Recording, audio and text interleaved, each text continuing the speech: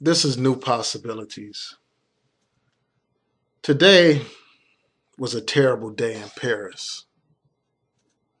There were terrorist attacks around the city while people were at a rock and roll concert, enjoying the music, enjoying the festivities. Gunmen pulled out guns and just randomly fired shots at innocent people, massacring over 100 people at that concert. And if that wasn't bad enough, there were also shootings at two restaurants, and there was a bombing near a stadium.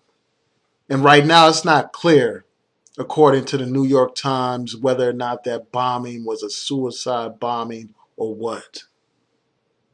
But Paris is on edge. France is on edge. There's a state of emergency there. They've imposed all kinds of travel restrictions, and the police are everywhere. And shortly after these terrorist attacks occurred, you had people online actually celebrating this barbarism, actually celebrating this wickedness, this evil, this violence, senseless violence. And they were celebrating in the name of Islam. These were terrorist organizations celebrating this brutality, this savagery. These people do more to defame Islam than any non-believer ever could. These people are not people.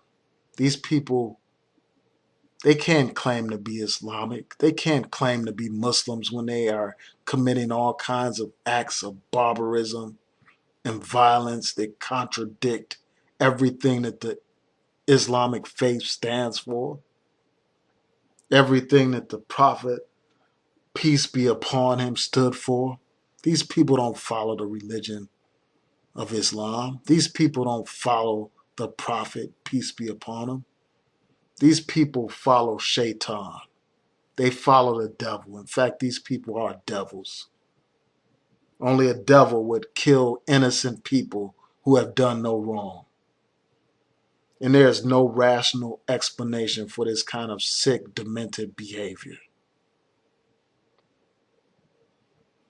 A great philosopher by the name of Karl Marx said that religion is the opiate of the people. Religion is the opiate of the people. That's what he said. And I will modify that to say that religion can be an opiate of the people if the people are not properly guided, if the people don't have guidance and understanding. They can become intoxicated with religion to the point where they commit these kinds of sick acts, these kind of heinous crimes in the name of religion. No rational person would commit these acts. There is no rhyme or reason to this violence. This violence is senseless. This violence will accomplish nothing. All this violence will do is beget more violence. It will only beget more hatred towards the Muslims, towards the overwhelming majority of Muslims who do not condone terrorism, who condemn terrorism. Those innocent Muslims like myself, will be unfairly targeted and tarnished by the crimes of this sick, demented minority of deviants. All Muslims will be viewed collectively and judged collectively because of these terrorist acts.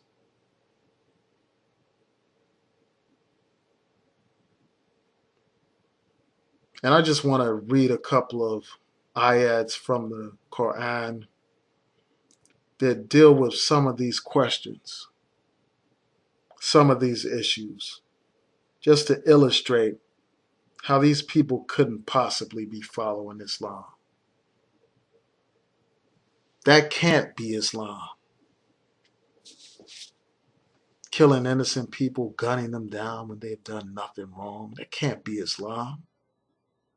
No sensible religion condones such brutality. No religion. No just and merciful God would condone those crimes. In Islam, we're taught that God's greatest attribute is mercy. In fact, just about every single surah or chapter in the Quran begins with Bismillah ar-Rahman ar-Rahim. In the name of God, the Beneficent, the Merciful. Mercy, again, is the key attribute of God. And these people show no mercy whatsoever. These people are merciless. They don't have any compassion for their fellow human beings. These people are barbarians. These people are animals. They measure their Islam by how many people they kill. They measure their Islam by how many people they stone. They measure their Islam by how many people they decapitate. They measure their Islam by how many people they crucify, literally. They measure their Islam by how many women they enslave. That's not Islam. That's wickedness. That's not guidance. That's not light. That's darkness. These people are evil, and they need to be condemned by all people of goodwill, especially the Muslims. The Muslims need to condemn these wicked deviants. In Surah 4, Ayat 135 of the Holy Quran, it says, O ye who believe, stand out firmly for justice as witnesses to Allah, even as against yourselves or your parents or your kin, and whether it be against rich or poor, for Allah is best, for Allah can best protect both. Follow not the lust of your heart, lest ye swerve. If ye distort justice or decline to do justice, verily Allah is well acquainted with all that ye do. See, these people have allowed their rage, their anger to swerve them from the course of justice. It can't be justice to kill innocent people who have done no wrong. People who are at a concert enjoying some music. That can't be justice. That can't be righteousness. That can't be Islam. Killing people near a stadium, just blowing up people. That's not Islam. Killing people who are just eating at a restaurant. That can't be Islam. No reasonable person would commit such acts. And these people have suspended reason and logic and common sense because they are intoxicated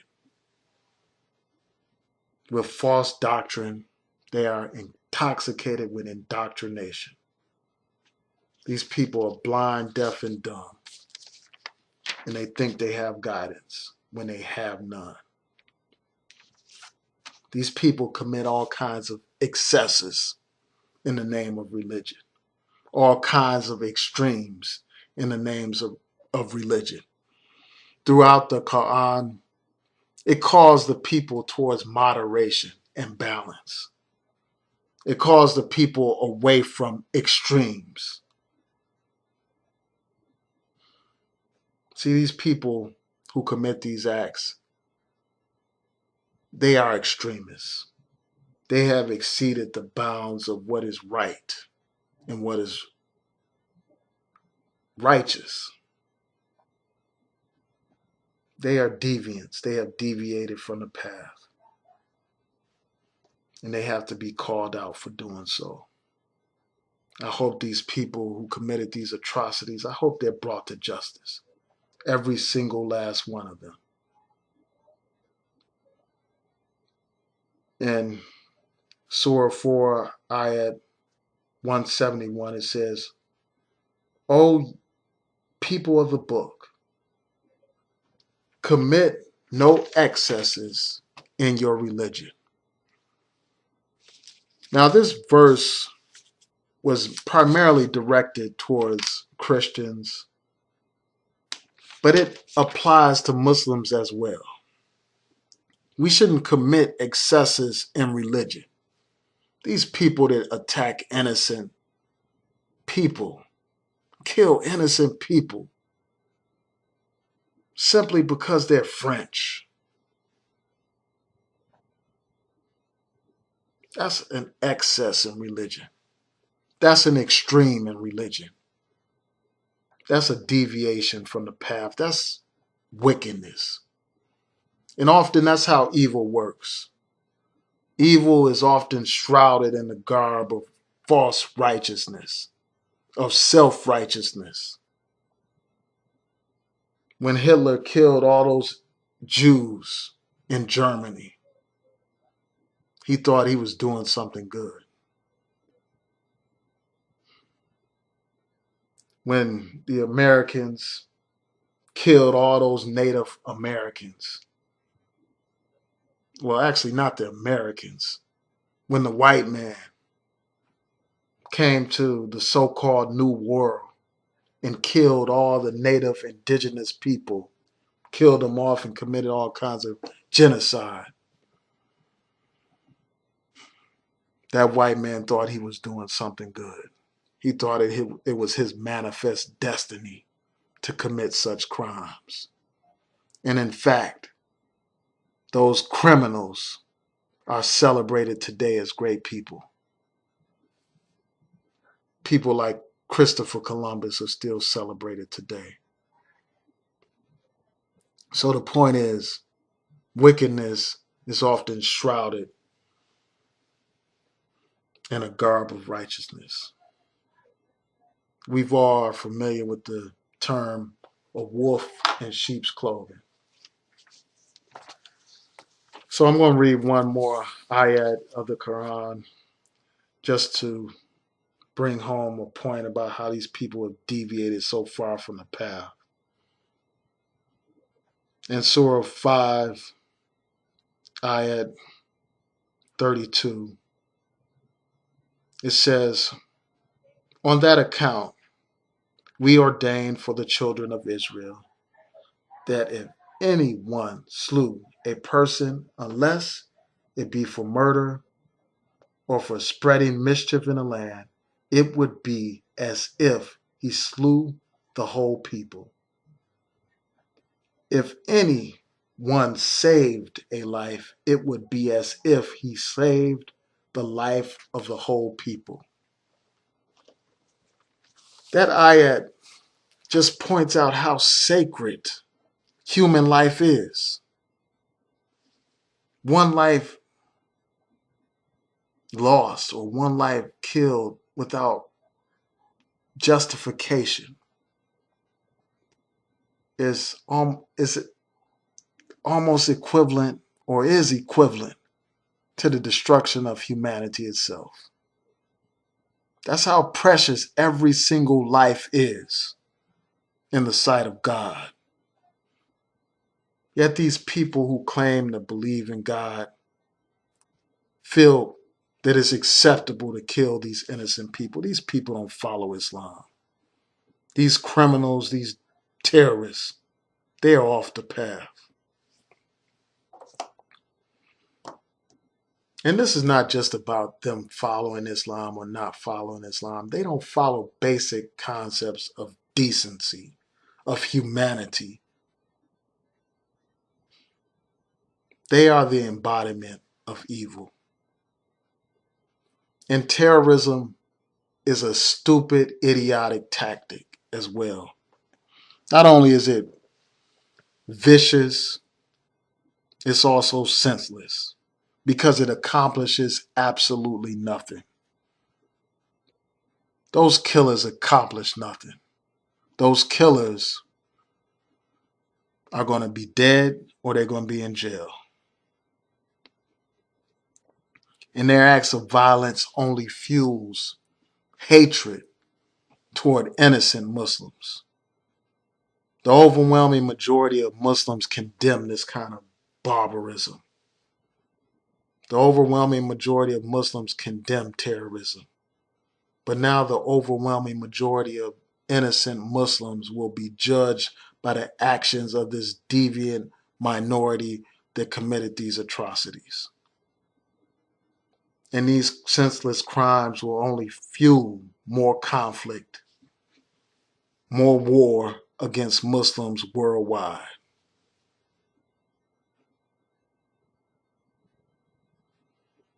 It's an endless cycle of violence. The violence begets violence and the hate begets hate. But this is the monster that Western imperialism has created.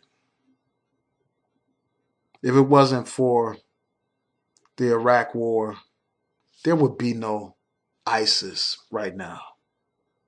The instability caused by the Iraq War made ISIS possible. And many of these terrorist groups often receive training and funding from the West. The group that would later become Al Qaeda was trained by the United States government, by the CIA. They trained those people to commit terrorism. And when they were so strongly opposed to the Assad regime in Syria, they were tossing around money to all these so-called rebel groups. And without a doubt, many of those funds went to terrorist groups like ISIS. And that Frankenstein monster has come back to haunt America. The United States needs to rethink its foreign policy, and so do these other Western countries. Because more of this senseless terrorism will occur as long as the United States and these other Western powers are intervening in the affairs of these Middle Eastern countries. There's no justification for what these terrorists do. But we have to understand the role that the West plays in this whole situation. It's my understanding that France supported these bomb raids against ISIS. It's my understanding that they're involved in a military campaign in Syria and elsewhere. This is a frightening world that we live in today. It's like there are no heroes. There's evil on both sides. But those innocent civilians in Paris had nothing to do with France's foreign policy. Those innocent people didn't deserve to be killed. And I hope that those killers are brought to justice. I hope that those killers reap what they've sown. So that's all I will say about this. Really, I hate doing these kind of videos. I hate trying to explain to people how these terrorists don't represent Islam. But that becomes difficult when every other day you hear about terrorists committing these acts in the name of Islam.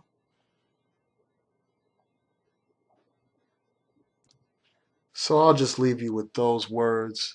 Please rate, comment, and subscribe. Peace.